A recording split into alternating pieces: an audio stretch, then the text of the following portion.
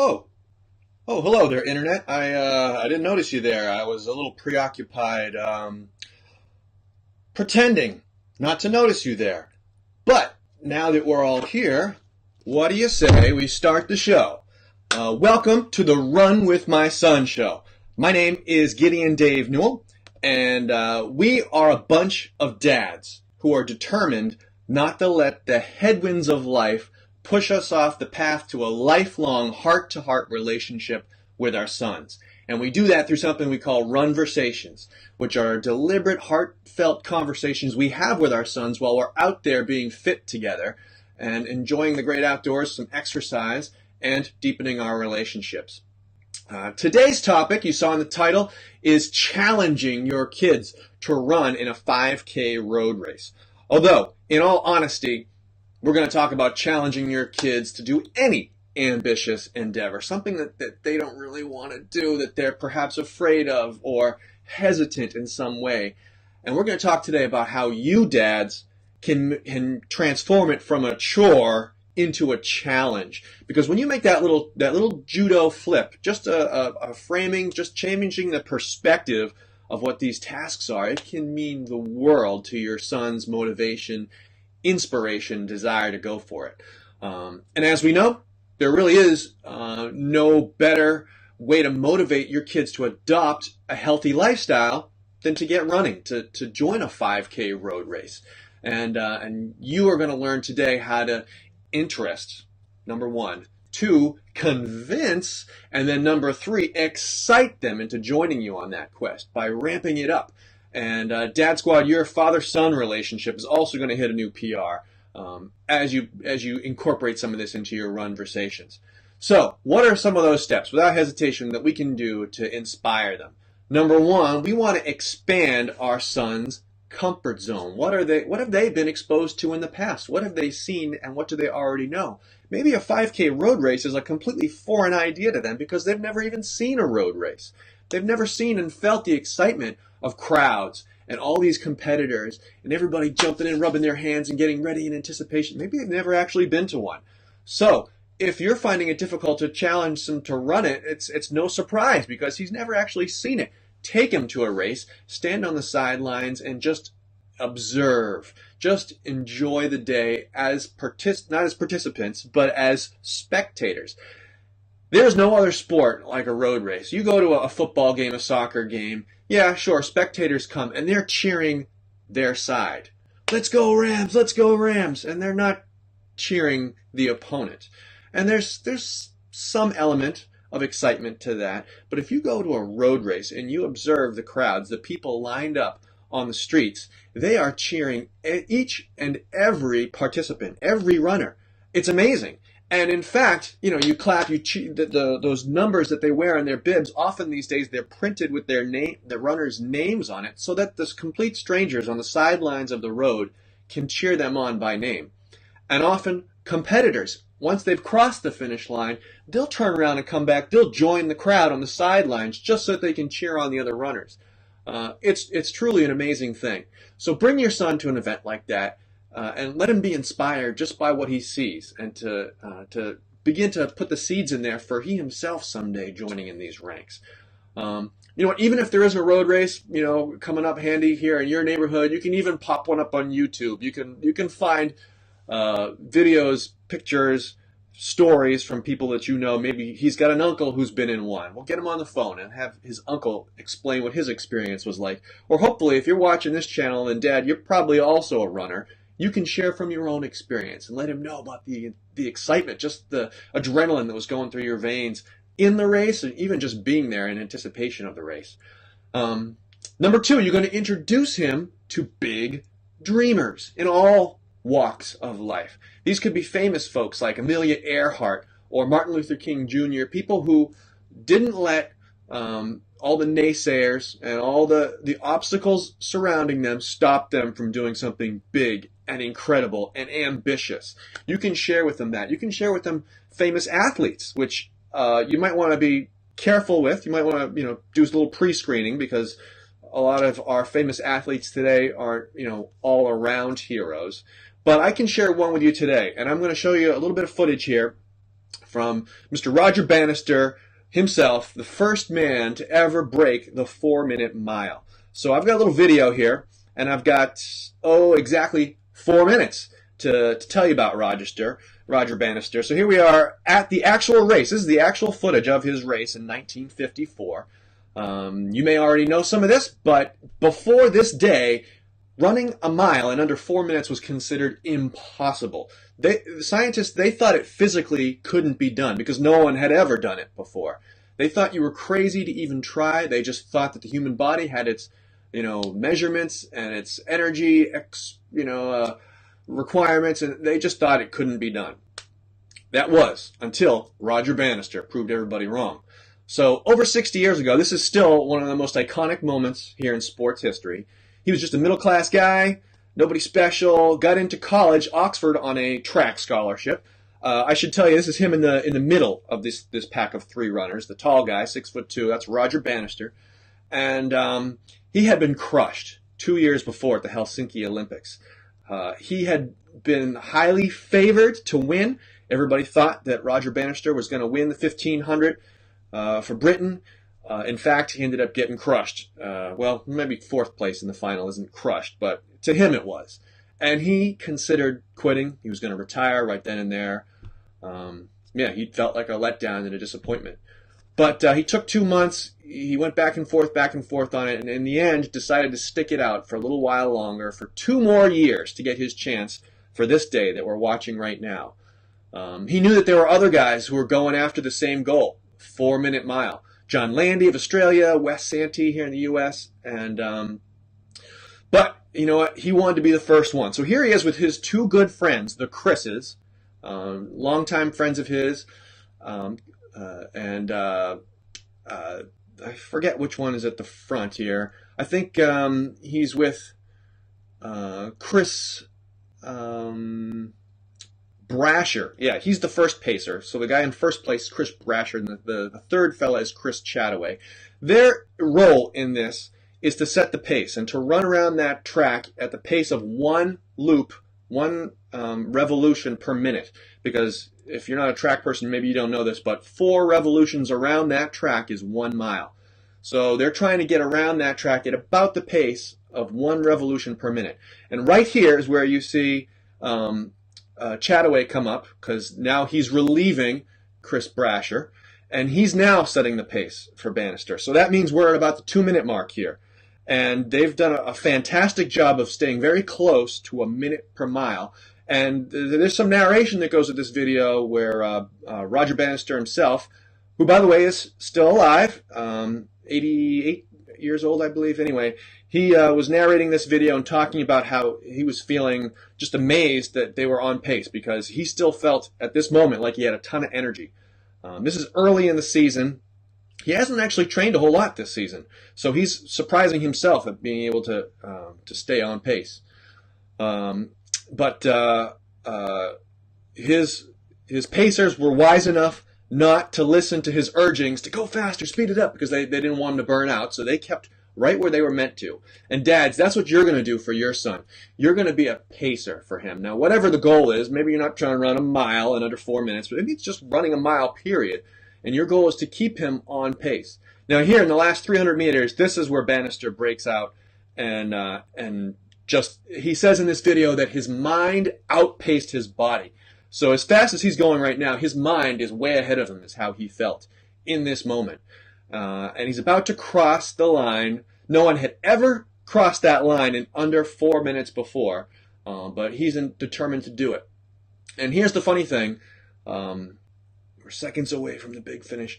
When he actually did cross the line, and seconds later, the announcer declared, and the time was 3, and that's all he got to. He didn't get to say how many seconds, because the crowd, all these gentlemen you see high-fiving him, were so loud in their applause that it just totally drowned out, the rest of the announcement. But he made it in 3 minutes, 59.4 seconds. So just by, the skin of his teeth, but he made it. He showed the whole world what was possible that day. Let me pop back here. as I said, no one had ever thought it was possible before. They didn't dream big enough to think it could even be done until he did it. And well, not the amazing thing, but another amazing thing is that this record that he had beaten, which had taken thousands of years, all of human history, even pre-human history, even before there were people were trying to run this fast. Mammals on the savannah couldn't run as fast as Roger Bannister did here. He broke that record. This was 1954, and that record only held for another 46 days. After Roger Bannister did it, suddenly people's eyes were open to the realization that, hey, this is possible, and others started doing it. So not long after him, Landry did it, and then later in the same season, the two of them faced one another at the Empire Games, and this time Roger Bannister beat Landry. So it went back and forth a little bit. He went on to retire that very same year. So this was his crowning achievement, and he retired from the sport of running at the grand old age of 25, and went on to do some stuff as a doctor. He decided to lower his ambitions a little bit. No, actually, people interviewed him years later and asked him if breaking that 4-minute mile was his proudest achievement. And he said, yeah, I'm proud of that, but it's not my proudest achievement. His proudest achievement was the contribution he went on to make in academic medicine, where he researched responses of the nervous system. But anyway, I take inspiration from Roger Bannister, and you can too, dads. You got to identify what is that 4-minute mile that your son thinks is impossible, and how can you pace set to get him there and to show him that not only is it possible, but you can blow it out if you just view it as a challenge. Roger Bannister could have given up, and he wanted to give up, but there were people in his life and that voice in his head that just kept driving him forward. Does your son have a bucket list, or even know what the concept is? I didn't for many years. I don't know when the term was invented, but I didn't learn about it until very late in life. And I thought, wow, what a great idea to draw up a list of all the things you want to do someday in your life before you die. Introduce that to your son and help him to be deliberate. Help him to be intentional in the way he lives life. And maybe you're not going to be able to cross off some of these things right away, but just the act of thinking about it and putting it down on paper is going to help him a lot. And live a life, this is number 3, that is daring and adventurous. Your family should be doing stuff, if it's just, spontaneous day trips on the weekends, getting out of the routine. Have a little dessert before the dinner. Have a little breakfast for dinner. We do that once a week. We have pancakes and waffles for dinner. Just invent your own holiday to celebrate together. Find ways to be spontaneous, because that's going to help him to break out of the idea of walls and restrictions, artificial ones. One of the most important rules on this list is to practice what you preach. You have got to be a big dreamer yourself, Dad. You've got to show him what it means to have dreams so that he'll want to have dreams and ambitions and want to do amazing things. And be vocal about that. I've wanted for years to complete a marathon. And I've run in a couple now, and I've never been able to finish. I've gotten, to that 20, 21, 23 mile mark. I think 21. I exaggerate, but I've never been able to push it past that. But everybody in my family knows that I do want to break that one day. So it's going to take some training. But anyway, be a dreamer, dads. Expect more from your kids. Don't handhold. Give them the supplies, give them the materials they need, and then step back and let them perform. Let them be the leader, the envisioner, and then the executor of their own projects and thoughts. And I think I'm going to write a book today. Okay, here you go. Here's what you need. Don't do it for them. You want to applaud their effort and not their outcome. I know we've mentioned this on the show before, but when you praise, you want to praise for the right way. And we've got a video about praising your son the wrong way. But the right way is to praise the effort. Wow, you tried so hard. I could see that you didn't want to continue, but you stuck it out. And I'm proud of that. As opposed to praising the outcome. Oh, you got a goal, or your team won. Because that way he's going to associate victory with what it takes to get Dad's approval. And you don't want to do that. something on the lines of rewarding I want to talk about here. We don't want to use, and this is something that's only just recently occurring to me. I'm very guilty of this, dads.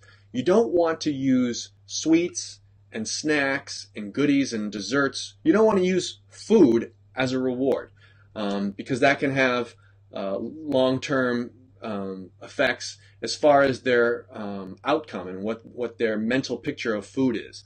And it can lead to more problems down the road when he starts using food and sweets and non-nutritious things to reward himself. So rather, a much better idea, and it's one, like I said, I confess, I'm guilty of this. I want to switch up my reward system, and you really couldn't think of a better reward than mom and dad time. One-on-one time with mom and dad. Hey, I know we get together every weekend just for you and me to have our dad and son time, but if you are able to accomplish this goal of yours, then we'll do something extra special. In addition to that, you and I will go out and we'll get ice cream on Tuesday night. So there's nothing that your son craves more than time with you. Use that as an additional reward. Don't deny promised time or the regular routine father-son time that you ought to be getting anyway, but you can add additional time to it.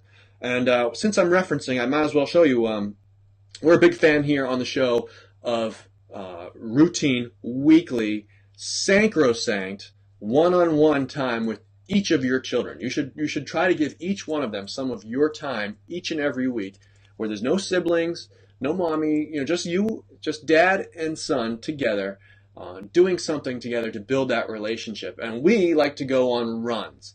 And that's when, the runversations, the magic happens. We go out there, it's a time to be fit, it's a time to also grow close to one another. And right here, if you're looking for a starting point, a place to start, I encourage you, go ahead and download that free Couch to 5K training plan that you can use together with your son to know exactly how many workouts, how many minutes, how much distance between each workout that you can do with him, so that you're ready no matter what place you are in your fitness. Within 9 weeks, you can be ready to run in a 5K road race with this plan. It's designed for kids. So it's free. You can get it at the website. Or if you're watching this video on Facebook, you don't even need to do that. You don't even need to pause the video. Just type in the word plan or training plan, either one of those, right here in the comments, and we'll send it straight to you. But do yourself, your relationship, and your son a favor and go grab that right away. Don't hesitate.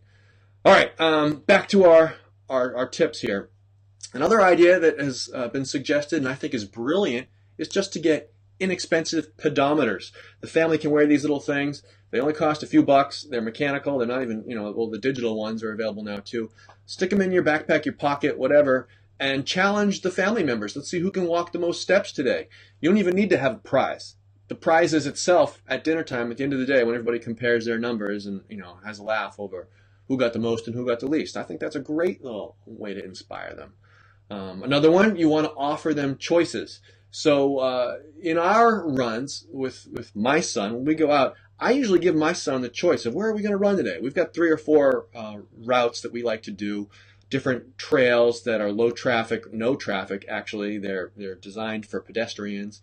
And some days we feel like running along where the water is. Some days we feel like running at this other one.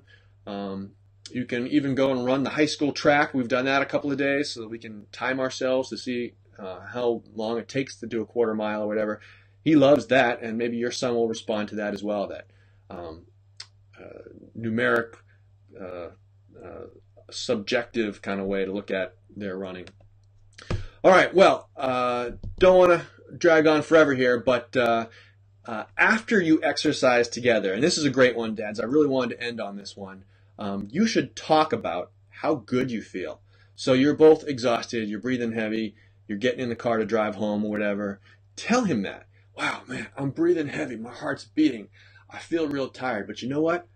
I feel amazing. I feel really accomplished because we did something. We hit that number like we said we were going to, or we blew it out, or we, whatever it is that you're feeling, talk about that, and encourage him to express how he's feeling. Maybe going into this run, we were a little sluggish and hesitant. We didn't entirely want to do it. But now that we have done it, look how much energy we've got for the rest of our day and how good we feel. That is a natural motivation. It's going to encourage him to get up and move again the next time and to join again. All right. Well, dads, I'm grateful that you came and joined us here today. You can find us each and every Friday. We go live on Facebook, and we put the video shortly thereafter on YouTube. You can find us on Facebook Live at 10:30 a.m. Eastern each and every Friday.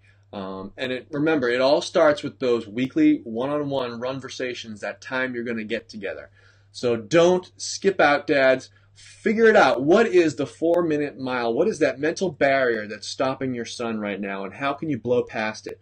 Use some of these ideas to find a way to just encourage him to not look at it as a chore, but a challenge that he can and will blow it out with Dad's help as his pacer.